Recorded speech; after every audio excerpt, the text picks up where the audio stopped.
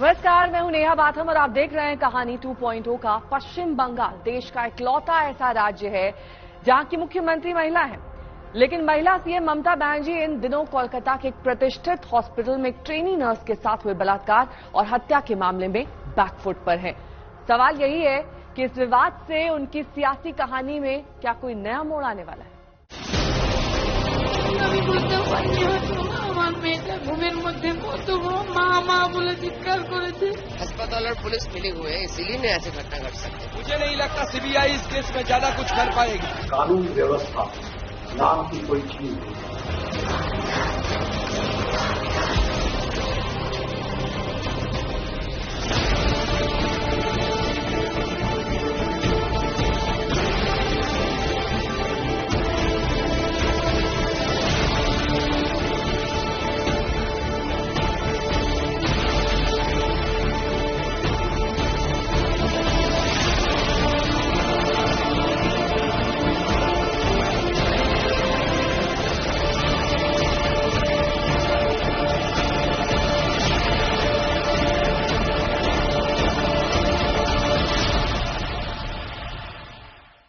बात जनवरी 1993 की है। नादिया जिले की एक मूक बधिर बलात्कार पीड़िता के साथ ममता बनर्जी रॉयटर्स बिल्डिंग पहुंच गईं।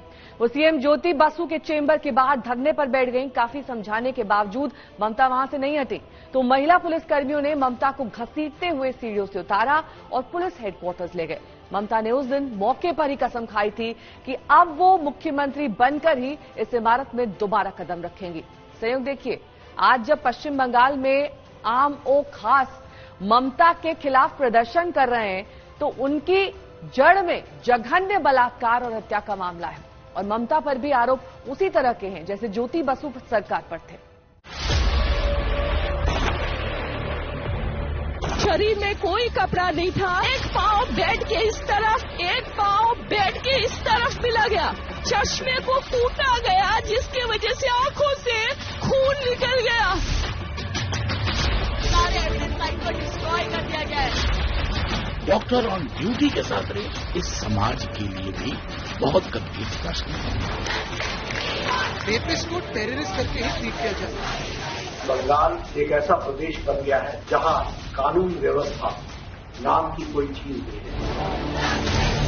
Chief Minister of Bengal has done everything in our power to stand with the victim's family. हम सब आपके साथ हैं। चिड़ैया नन्ही सी चिड़िया अंगना में फिर आजा रे।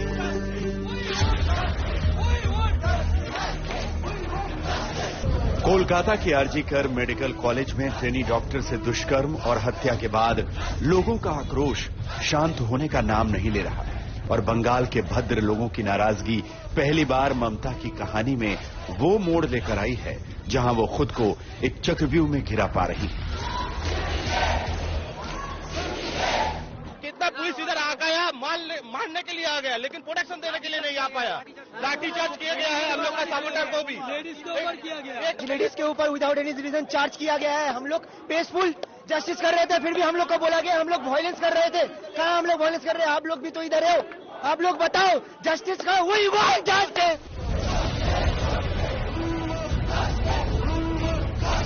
ममता के खिलाफ विरोध सिर्फ बंगाल में ही नहीं, देश के दूसरे हिस्सों में भी हो रहा है। इस मामले में पहले कलकत्ता हाईकोर्ट ने बंगाल सरकार को फटकार लगाई, फिर सुप्रीम कोर्ट ने भी मामले का स्वतः संज्ञान लिया। ममता पर जनता की भावना का दबाव इतना बढ़ा कि बलात्कार के इस मामले में वो खुद ही सड़क पर विरोध जताने उतर आई।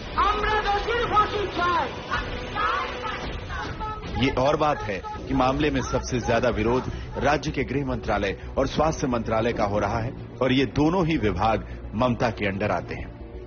ममता बनर्जी सरकार के जो ब्यूरोक्रेसी है, जो गवर्नेंस है, उनके खिलाफ जो डिस्कॉन्टेंट है, उसके खिलाफ भी इस इशू में बहुत सारा मुद्दा एक साथ मिल गया।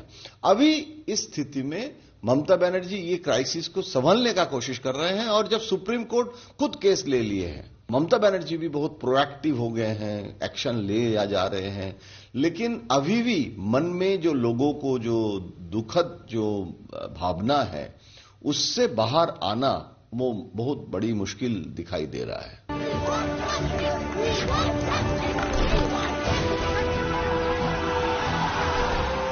एक ट्रेनी डॉक्टर से रेप और हत्या के बाद लोगों का उफनता गुस्सा ममता की कहानी को फ्लैशबैक में भी ले जाता है।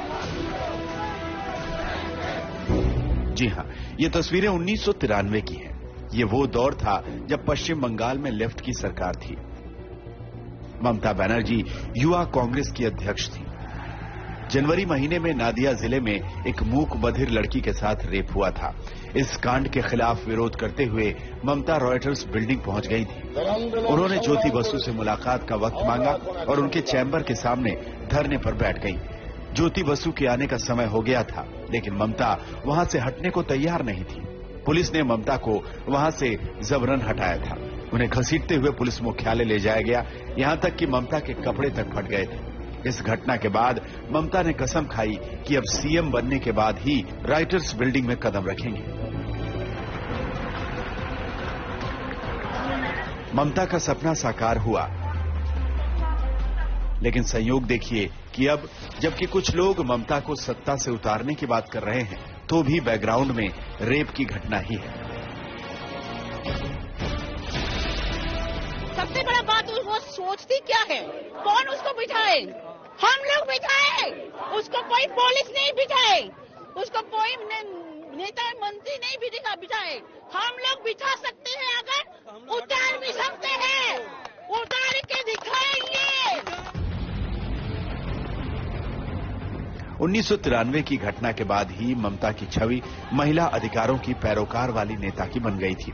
सिंगूर और नंदीग्राम में जिस वक्त ममता जमीन अधिग्रहण के खिलाफ सड़क पर थी, तब भी लेफ्ट सरकार पर आरोप था कि प्रदर्शनकारी महिलाओं के साथ बदसलूकी हुई। ममता ने मां माटी मानुष के नारे को यहां के लोगों के हक की लड़ाई का स्लोगन बना दिया और इकलौती महिला सीएम के रूप में देश में वो मुकाम हासिल किया जहां उन्हें नजरअंदाज करना मुश्किल था।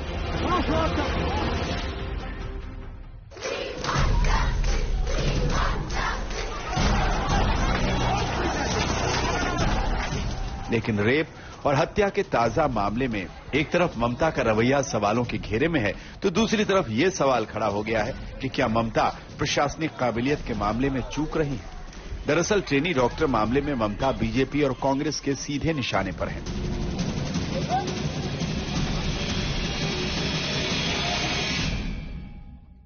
घटना कोलकाता हो या कहीं भी हो, ये देश का एक बहुत दुखद घटना है और सब चाहते हैं कि कार्रवाई, बहुत सख्त कार्रवाई होना चाहिए। सरकार के संरक्षण में अपराधी फल फूल रहे हैं, हिंसा हो रही है।